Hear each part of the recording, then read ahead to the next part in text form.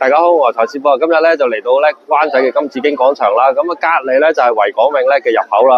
而現場咧，大家會見到啦。咁其實有好多運動嘅建議咧，都已經係準備好啦。甚至咧有啲老友記咧係光住身嘅。不過今日咧，大家都見到陽光咧，咁啊都比較好啦。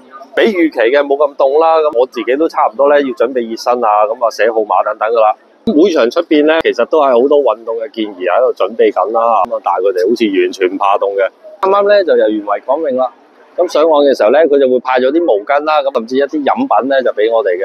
因為游海啦，游水嘅過程咧，咁啊其實都比較口乾啦。咁上岸嘅時候咧，咁啊有啲水飲咧就比較好。咁埋佢事後咧都仲有俾一啲補抗力嘅。到尾嘅時候咧，咁啊佢就會派咗一啲原賽嘅一啲紀念衫啦。咁啊仲有一次咧，咁啊完成咗嘅紀念獎牌啦。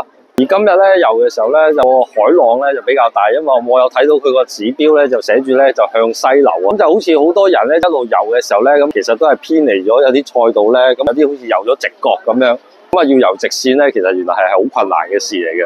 今集咧就分享咁多啦，拜拜。